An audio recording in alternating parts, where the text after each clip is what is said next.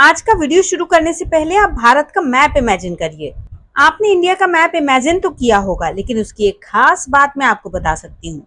आपने जो map imagine किया है उसमें अंडमान निकोबार द्वीप और लक्षद्वीप आपने इमेजिन ही नहीं किए होंगे, जिनके बिना हमारे भारत का नक्शा कभी पूरा ही नहीं हो सकता। तो आज की वीडियो में हम इन्हीं अंडमान निकोबार द्वीप समूह के बारे में बात करने वाले हैं। तो अंडमान निकोबार द्वीप समूह भारत में बे ऑफ बंगाल में स्थित है। ये भारत की सबसे बड़ी द्वीप श्रृंखला है। ये श्रृंखला लगभग 8,249 वर्ग किलोमीटर में फैली हुई है। इसमें लगभग 572 आइलैंड मौजूद हैं, जिसमें केवल 32 आइलैंड हैं जहां पर लोग रहते हैं। शेष आइलैंड पूरी तरह खाली हैं।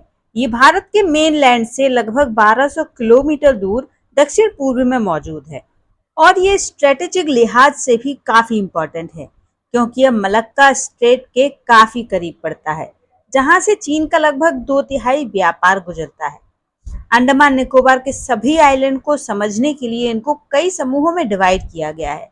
जैसे सबसे साउथ में है ग्रेटर निकोबार, और यही भारत का सबसे दक्षिणी बिंदु जो कि इंदिरा पॉइंट है वो भी मौजूद है।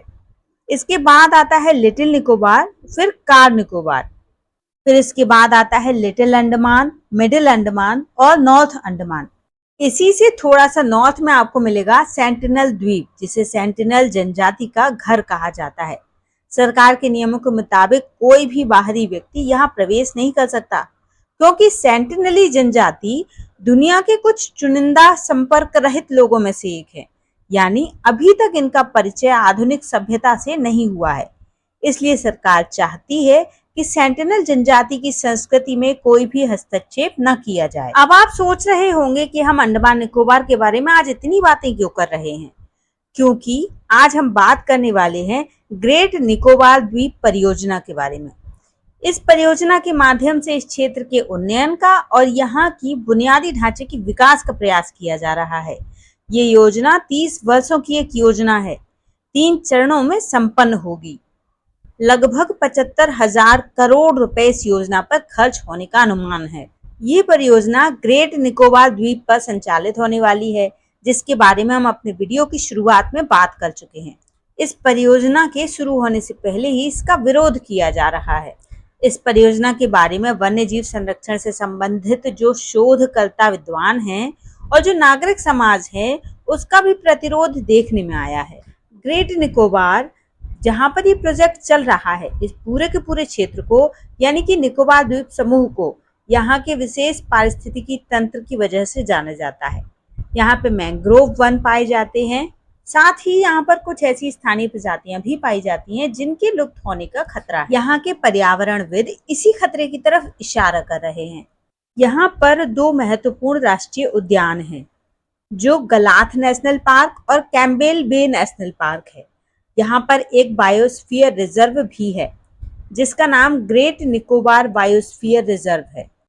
यहाँ पर कुछ ऐसी जनजातियां पाई जाती हैं जो पीवीटीजी श्रेणी के अंतर्गत आती है, अर्थात पर्टिकुलरली वल्नरेबल ट्राइबल ग्रुप्स।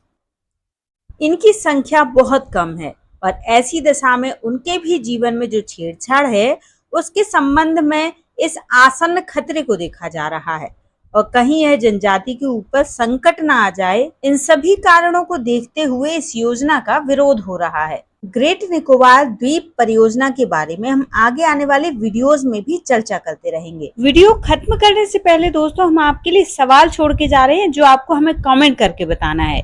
सवाल है कि अंडमान निकोबार द्वीप समूह में सबसे बड़ा द्वीप कौन सा है, इसे किस नाम से जाना जाता है। दोस्तों, अगर आपने हमारे चैनल को अभी तक लाइक, शेयर और सब्सक्राइब नहीं किया है तो जरूर कर लीजिए, क्योंकि आगे आने वाले वीडियो बहुत इंटरेस्टिंग होने वाले हैं। मिलते हैं अगले वीडियो में, तब तक के लिए धन्यवाद।